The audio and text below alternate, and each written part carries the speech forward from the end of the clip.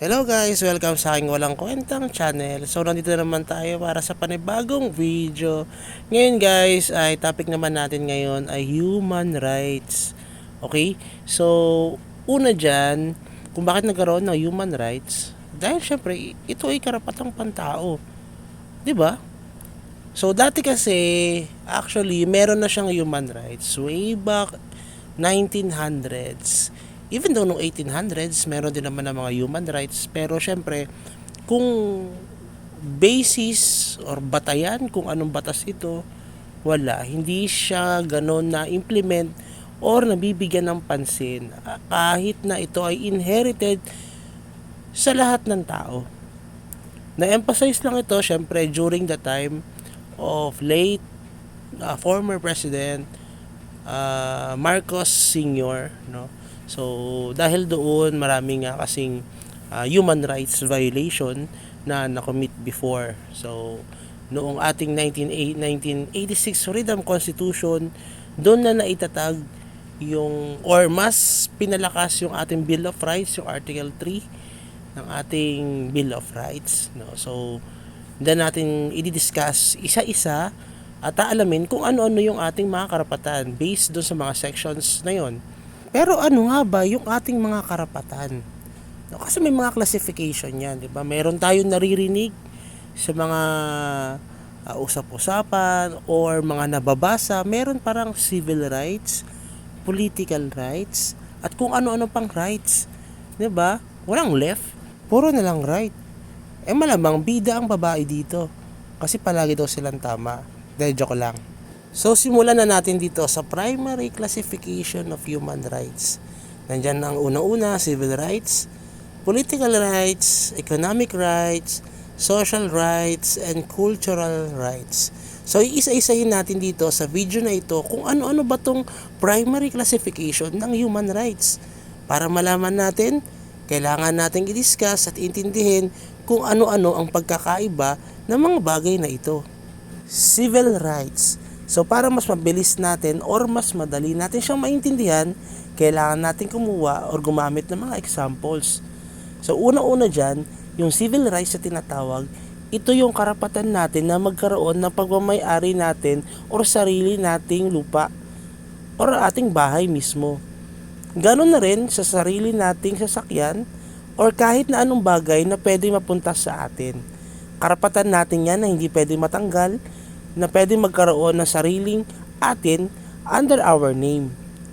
Pangalawang example, nandito naman yung isang individual or tayo mismo na meron tayong karapatan based sa ating civil rights na pumasok sa isang kontrata. Tulad na lamang sa pag-apply sa mga loan. So may kasunduan doon between two parties na ikaw ay magbabayad ng ganitong halaga sa ganitong araw doon sa kabilang partido para ma-fulfill mo yung inyong agreement. Sa civil rights, nandito na rin yung ating karapatan na pumunta kung saan man nating gusto. Walang kahit na sinong individual ang pwedeng pumigil sa atin kung hindi ito pinag-uutos ng batas kung saan man natin gustong pumunta.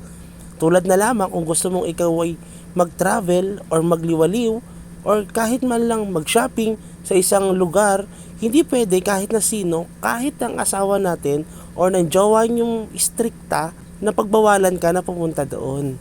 Ang susunod naman ay political rights. Ito ay karapatan ng bawat isa sa atin na tayo ay binibigyan ng karapatang bumoto at karapatang iboto. So ibig sabihin, walang tao o kahit na sino man ang pwedeng pumigil sa atin para tayo ay bumoto sa araw ng eleksyon. Ganon din naman kung gusto mong maglingkod sa ating bayan at hindi maging korap sa mamamayang Pilipino, or kung gusto mo na maging korap at magkaroon ng sarili mong bahay at bagong sasakyan, meron kang karapatang tumakbo at magsilbi bilang isang politiko tulad na lamang ng ginagawa ng ating mga kababayan na gustong-gustong maglingkod sa ating mamamayang Pilipino upang yumaman. Hindi, joke lang. So, yan ang ating karapatan. So, sa madaling salita, walang kahit na sino man ang pwedeng humarang or pigilan tayo na i-cast natin ang ating mga boto sa araw ng eleksyon at tumakbo bilang isang public officials at magsilbi sa ating mamamayang Pilipino unless kung ito ay pinagbabawal ng ating saligang batas. Isa na dito yung nangyaring isang issue na tinanggalan siya bilang isang mayor dahil siya ay hindi natural Filipino citizen. Ang susunod na karapatan natin ay yung economic rights. So karapatan natin na magkaroon ng patas na compensation o makatarungang bayad sa atin kapalit ng ating mga serbisyo. So maraming mga tao dito na nagsasabi ng mga aktivista or itong mga tao na to ay mga salot ng lipunan. Pero hindi nila alam, isa ito sa mga good side ng pagiging aktivista. Dahil sila na mismo ang nagiging boses nating mga ordinaryong Pilipino. Tulad ng kung ikaw ay isang ordinaryo at nag-iisa ka lamang, syempre gusto mong tumaas ang iyong sweldo. Gusto mong ganito ang ating mga karapatan. Ganito ang gusto natin mangyari sa Pilipinas, pero wala kang kakayahan dahil nag-iisa ka lang or iilan lamang kayo. Pero dahil sa mga aktivistang ito, nang ipapabatid natin sa ating gobyerno kung ano bang mga hinaing natin. Pero hindi ibig sabihin na lahat ng sinasabi ng mga aktivistang ito ay para sa lahat. Meron din naman na para lang sa kanila. So yan yung ating economic rights. Ang susunod dito ay social rights. Ang ibig sabihin lang, meron tayong pantay-pantay na karapatan para magkaroon ng social relationship towards other people. So, ibig sabihin, kung lalaki kayo, babae kayo, wala tayong problema dyan. Pwede tayong makipag-socialize or magkaroon ng assembly or samahan, tayong mga lalaki at tayong mga babae. Pero bakit ganun? Yung mga tao na LGBT, bakla, tomboy, or kahit na ano pang mga kasarean na preferred nila, bakit nagkakaroon ng judgment? Bakit nagkakaroon ng discrimination? 'Di ba? Naba-violate natin yung kanilang karapatan na social rights. So nagkaroon nga na bagong trending, 'di ba? Na yung LGBT versus PWD. So meron silang parehas na karapatan na magkaroon ng social rights. So lahat ng PP, lahat ng PWD, pwede kayong magkaroon ng social assembly dahil meron kayong karapatan or para ma-exercise nyo ang inyong social rights. Ganon din na itong mga LGBT community, kung ano mang letter sila, LGBT plus, negative, division, multiplication, so kahit na ano pa man. So ibig sabihin nito, equality ang hinihingi nila. So kung sila ay nagkakaroon ng social assembly, hindi natin sila pwedeng i-disperse, hindi natin pwedeng sabihin na bawal yan dahil ang nilalang lang ng Diyos ay babae at lalaki. So, hindi natin pwede sabihin dahil mababiolate natin ang kanilang social rights. So, next naman, yung cultural rights. So, ibig sabihin lang nito, ito yung mga katutubo natin.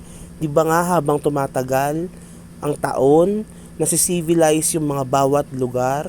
So, yung dahil nga nasisivilize, so tinatamaan yung mga lugar na merong mga endangered, o hindi naman endangered, kumbaga parang mga sinaunang tao, mga tribo, 'di ba, na hindi pa abot ng ating gobyerno yung ating tulong sa kanila. So karapatan nila tulad ng I will give you an example na lang. Pero hindi tayo magbabanggit ng lugar kasi very specific 'yon at baka may mag-react sa mga examples natin even though na nangyari naman ito at totoo, pero mahirap pa rin yung ma-report, 'di ba?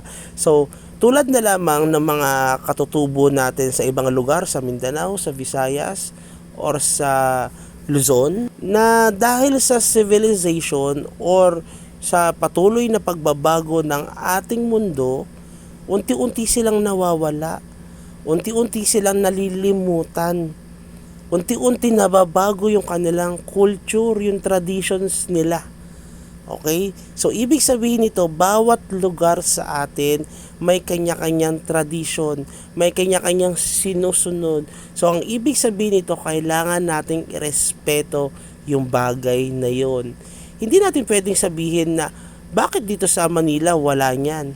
Diba? Lalo yung mga taga Manila, Manila boy tulad ko.